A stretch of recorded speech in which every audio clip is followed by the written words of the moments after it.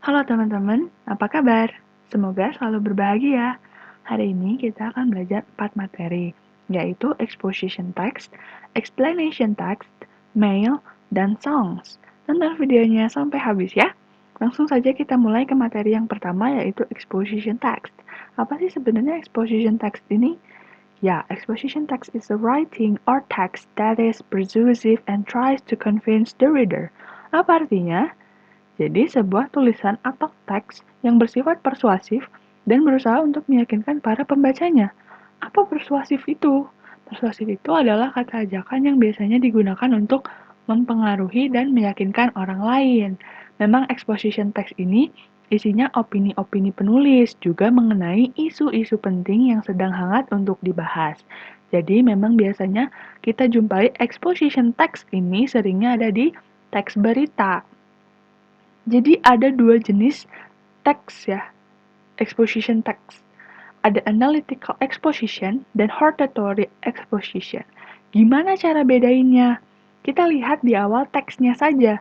Kalau ketika kita baca teksnya awalnya sudah berupa opini penulis, baru penjelasan masalahnya, maka sudah dipastikan itu analytical exposition. Kalau di awal sudah dijabarkan isu atau masalahnya terlebih dahulu, baru opini si penulis, maka itu adalah hortatory exposition. Mudah ya untuk bedainnya.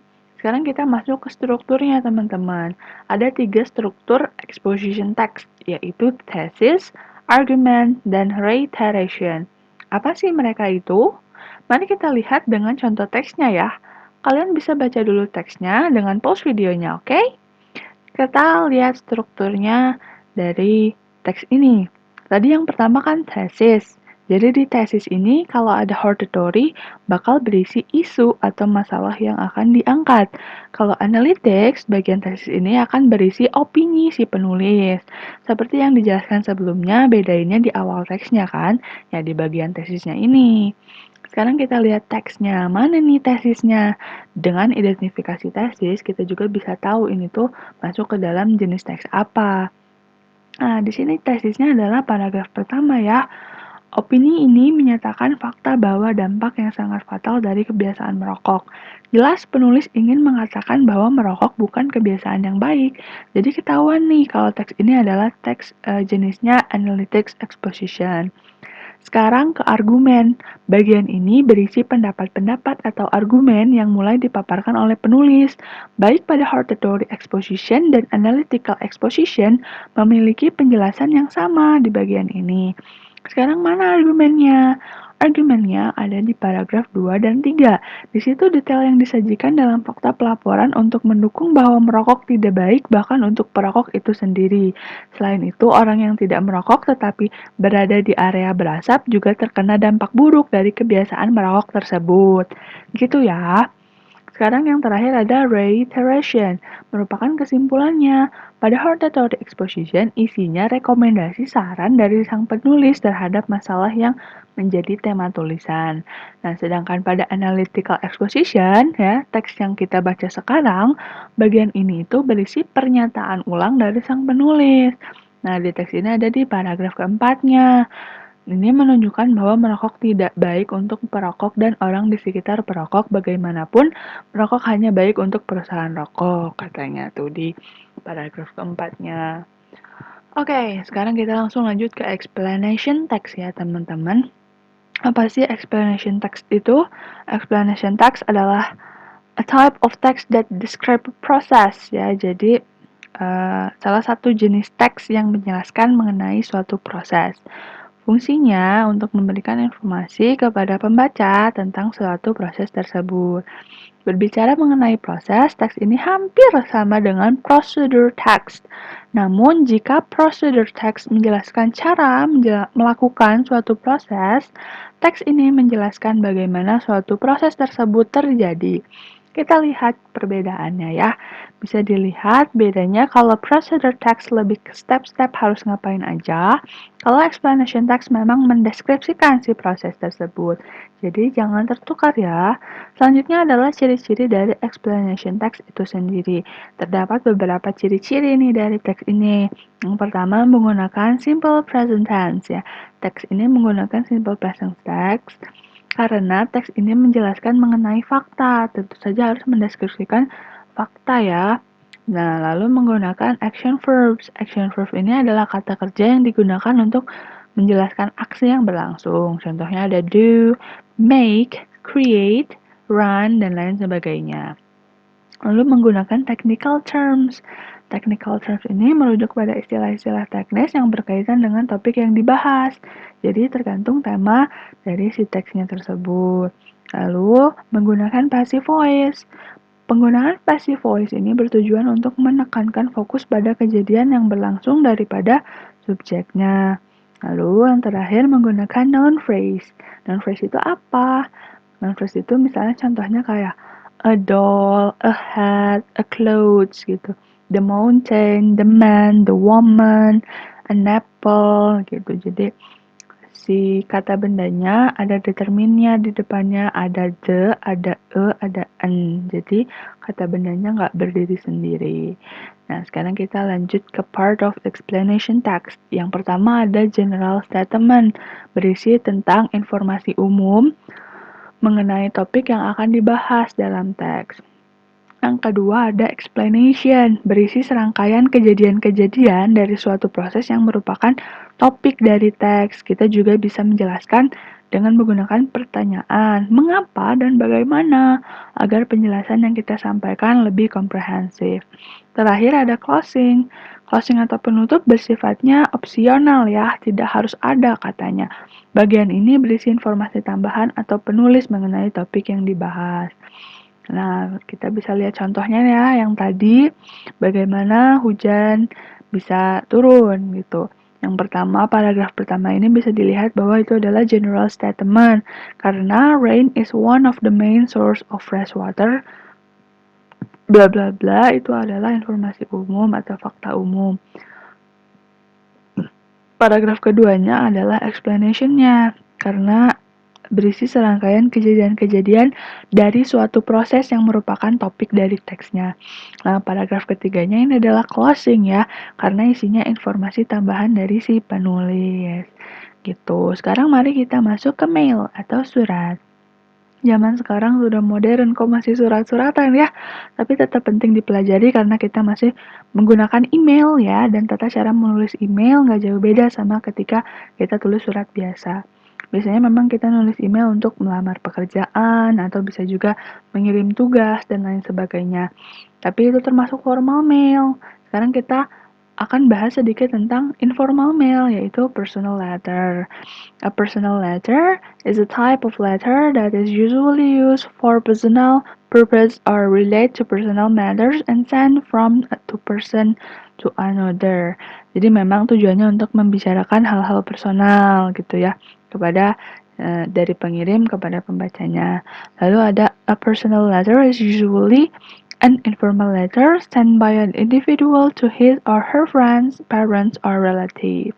Biasanya dikirimnya ke teman, ke orang tua, atau sanak saudara gitu. Nah, personal letter ini isinya apa aja? Yang pertama ada alamatnya, tentu saja mau dikirim kemana gitu ya. Terus kedua ada tanggal suratnya, kapan suratnya ditulis. Ketiga ada sapaan nih, misalnya hello, hi dulu gitu ya di awal. Lalu lanjut dengan kalimat pembuka, lanjut ke isi, ke kesimpulan, dan terakhir ada closing atau penutup. Nah, ini adalah contoh greetings dan closing yang bisa kalian pakai ketika kalian ingin menulis surat gitu. Nah, lalu kamu bisa nulis personal letter dari topik-topik di bawah ini juga guys. Biasanya school activities atau tentang hobbies, sports, work ya. Bisa juga your daily activities ya, kegiatan sehari-hari kamu. Terus yang ketiga ada some event, holiday, liburan, funny things, juga lain-lain. Terus yang terakhir ada asking suggestion, expressing condolence, congratulations, misalnya baru wisuda atau baru lulus, nah kita tulis surat untuk dia, bisa juga gitu ya. Terus ada gratefulness dan lain-lain gitu. Gimana? Udah kebayang belum untuk bikin personal letter? Sekarang kita lihat contoh letternya ya guys. Nah, kalian bisa pause dulu dan Untuk baca suratnya, untuk lihat suratnya, dan jawab pertanyaannya ya. 5, 4, 3, 2, 1. Yap. What type of letter is that above? Katanya. Jawabannya adalah B, a personal letter, karena ini dikirimnya ke ibunya. Bisa dilihat dari suratnya, itu lengkap ya. Dari awal ada tanggal, ada alamat, terus ada tanggal, ada greeting, sapaan, terus kalimat pembuka, ada isi, ada kesimpulan di paragraf keduanya, lalu ada closing. Closingsnya dia pakai love, Zaira gitu. Nah, sekarang kita masuk ke materi songs. Jadi lagu adalah gubahan seni atau nada atau suara dalam suatu urutan, kombinasi, dan hubungan temporal. Biasanya diiringi dengan alat musik. Nah, untuk menghasilkan gubahan musik yang mengandung kesatuan dan kesinambungan. Lagu merupakan salah satu cara untuk mengekspresikan emosi nih katanya. Songs are used to express feeling and idea gitu. Untuk mengekspresikan emosi dan perasaan dengan cara yang menyenangkan. Lagu juga bisa menjadi media untuk menyampaikan kritikan ya tentang situasi yang ada di masyarakat.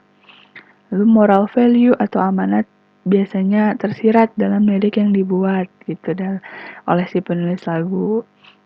Kita lihat ciri kebahasaannya dulu ya dari sebuah lagu. Bukan cuma puisi yang punya ciri kebahasaan, lagu juga punya gitu. Yang pertama ada imaginary. Imaginary describes about feelings and emotions. Sebuah lagu biasanya berusaha menggambarkan perasaan yang dirasakan oleh penulis. Yang kedua ada rhythm. Ritme di sini digunakan untuk menciptakan mood. Misalnya, apabila kita sedang bersedih dan mendengarkan lagu dengan ritme yang slow, maka kita akan terbawa suasana dengan lagu tersebut. So, rhythm creates mood. Nah, lalu ada figure of speech di sini. Ya, sama kayak puisi, lagu juga punya bahasa lagu ya, yang gak terikat oleh grammatical struktur. Dan kadang juga disingkat-singkat gitu ya kata-katanya. Yang pertama ada metaphor, ya. Yang kedua ada simile, compares two things used like or as, ya. Suatu hal digambarkan dengan hal yang mirip menggunakan kata like atau as.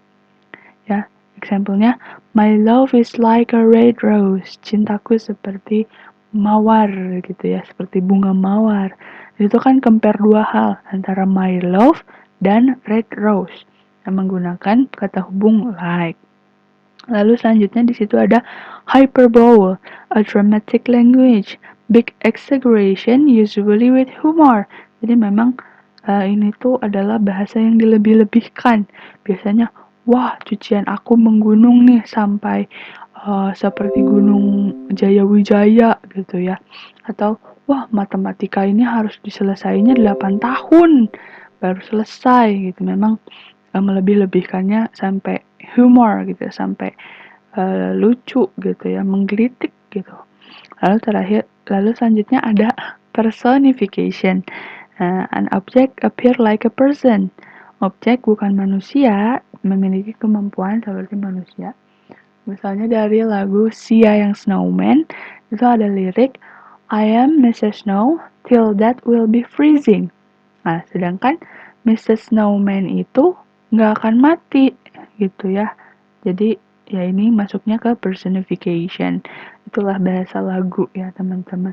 Terakhir ada alliteration, the repetition of the same beginning sound in a series of words. Pengulangan bunyi suara yang terdapat di awal setiap kata. Kayaknya biasanya ini yang lagu-lagu agak puitis, misalnya lagu-lagu zaman dulu itu ya.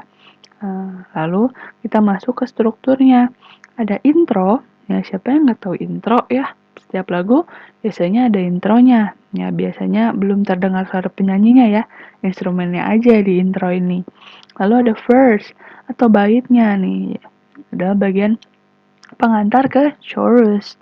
Ada refrain, peralihan dari verse ke chorus. Ada chorus, bagian inti, biasanya yang paling mudah diingat. Nah ini tuh refnya ya biasanya. Terus ada bridge, penghubung chorus ke chorus.